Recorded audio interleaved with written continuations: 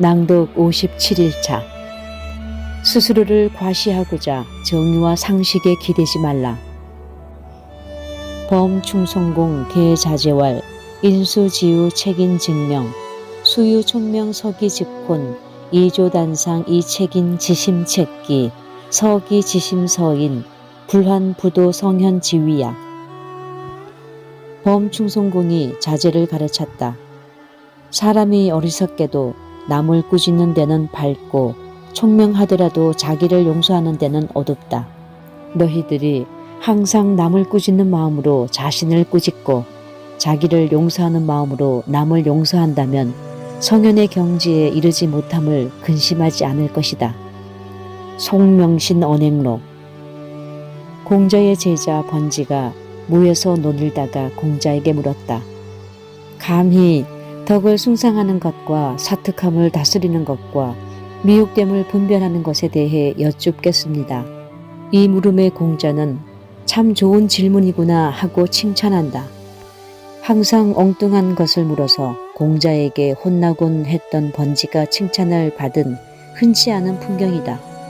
그리고 공자는 이렇게 제자를 하나하나 깨우쳐준다. 일을 먼저 한 후에 얻으면 덕을 숭상하는 게 아니겠는가. 자신의 추악한 면을 다스리되 남의 추악한 면을 다스리려 함이 없으면 사특함을 다스리는 게 아니겠는가. 하루아침에 화남으로 그 몸을 망각해 어버이에게까지 이르도록 한다면 미혹됨이 아니겠는가. 일하지 않으면서 받기를 원한다면 욕심을 다스리지 못하는 것이다. 땀을 흘리지 않고 소득을 노리는 것은 덕이 있는 사람이 할 일이 아니다. 자기의 악한 면을 다스리지 않으면서 다른 사람의 악한만을 탓한다면 정의롭지 못한 것이다. 분노에 휘둘려 남에게 폐를 끼친다면 절제하지 못하는 것이다. 감정을 다스리지 못하면 자신은 물론 부모에게도 곤란이 닥치게 된다. 그리고 이 모두는 바로 가르침을 제대로 행하지 못하는 사람의 모습이다. 범충성공이 말했던 앞의 예문은 공자의 가르침 가운데 두 번째, 자신의 악한 면을 다스리지 못하면서 남의 악함을 다스리려 해서는 안 된다는 가르침을 주고 있다. 정의롭지 못할 뿐만 아니라 사특한 일이라는 것이다. 그리고 이러한 스스로의 악한 면을 다스릴 수만 있다면 성현의 경지에 이를 수 있다고 말한다. 하지만 사람들은 자신에게는 너그럽고 남에게는 엄격한 면을 보일 때가 많다. 인간이기에 가지는 어쩔 수 없는 한계일 것이다. 공자는 끊임없이 사람들의 이러한 모습을 경계했다. 공자의 핵심 철학인 서 역시 자신을 대하듯 남을 대하기 어렵기에 철저히 수양해야 한다는 가르침이다. 여형공 잡지에는 내가 원하지 않는 것을 남에게 하지 말라, 기소불욕, 물시어인이라는 공자의 핵심 철학을 일상에서 실천하는 방법이 나온다. 자기 결점을 찾아서 고쳐야 하지만 남의 결점에는 관대해야 한다.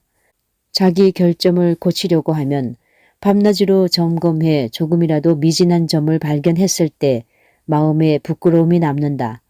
그렇다면 어떻게 남을 점검할 겨를이 있겠는가?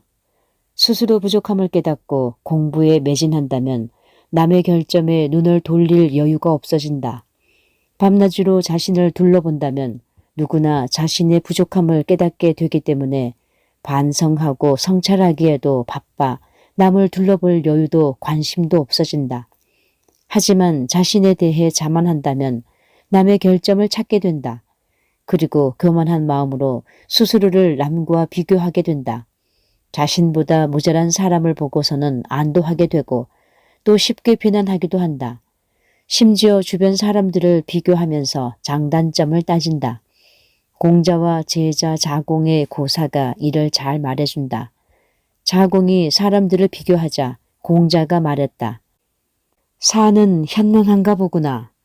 나는 바빠서 그럴 겨를이 없다. 비난에는 자격이 필요하고 자격을 갖추면 비난하지 않는다. 자신의 부족함을 알고 수양하는 사람은 남과 비교할 시간이 없다. 스스로의 부족함이 안타깝고 더 나은 사람이 되고 싶은 마음에 조급해진다. 뛰어난 사람일수록 더욱 그렇다. 다산 또한 그랬다. 다음은 사촌동생 공권이 강릉의 문장가 최동호의 시를 품평해달라고 청하자 다산이 망설이며 했던 말이다. 내가 남의 시곤을 열람한 것이 백을 헤아릴 정도인데 굳이 헐뜯어야 할 것인가? 남들이 싫어할 것이다. 그렇다면 칭찬해야 하는가? 그것은 내가 싫어하는 것이다. 그러므로 이런 일을 만나게 되면 이마에 주름부터 잡히고 눈썹이 곤두선다. 다산은 함부로 다른 사람을 평가하지도 비판하지도 않고자 했다. 그러면서도 최동호의 문장이 뛰어남을 확인하고는 서둘러 그가 머무는 곳으로 달려갔다. 남을 함부로 평가하지 않지만 뛰어난 점을 보면 사심없이 인정했던 것이다. 오늘날에도 자신의 이익과 성공을 위해 남을 공격하는 사람이 많다. 심지어 자신에게 비슷한 허물이 있는데도 짐짓 감춰두고 남을 공격하는 이중적이고 위선적인 처신을 하는 사람도 있다. 나의 단점으로 다른 사람의 단점을 공격한다의 뜻을 가진 이단공단의 자세다. 또한 상대의 잘못이나 사회적 불의를 보고 분개하지만 정작 자기 자신에게도 그런 모습이 있음은 알지 못한다. 이런 사람들에게 쉽게 찾을 수 있는 특징은 주로 공개적인 곳에서 자신의 의를 드러내려고 애쓰는 것이다. 이런 풍조가 심하기에 내로남불이라는 회개한 신조어까지 생기게 됐을 것이다. 자신을 돌아보는 일이 쉽지 않았기에 옛 선비들은 끊임없이 자신을 돌아보기 위해 수양을 쉬지 않았다. 자신의 수양뿐만이 아니라 세상의 풍조가 그렇게 흘러갈 것이 두려웠기 때문이다. 그들은 먼저 자신을 바로잡아야 세상을 바로잡을 수 있고 사람들에게 올바르게 살자라고 주장할 수 있는 자격이 주어진다는 것을 알고 있었다.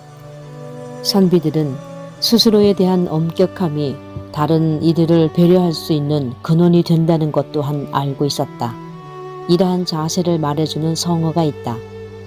다른 사람을 대할 때는 봄바람처럼 부드럽게 하고 스스로에 대해서는 가을 서리처럼 엄격하게 하라. 대인 춘풍 지기 추상. 안타깝게도 선비들의 자세를 입으로만 떠들 뿐 거꾸로 행하는 사람이 많다. 더 안타까운 점은 이런 자신의 모습을 전혀 깨닫지 못하는 것이다. 그리고 가장 안타까운 점은 알면서도 짐짓 모른 채 한다는 것이다. 사람은 자신과 비슷한 모습과 맞닥뜨렸을 때 비난하고 혐오한다. 그래서 어른은 눈앞에 선 괴물이 혹시 거울에 비친 자신이 아닐까 점검한다.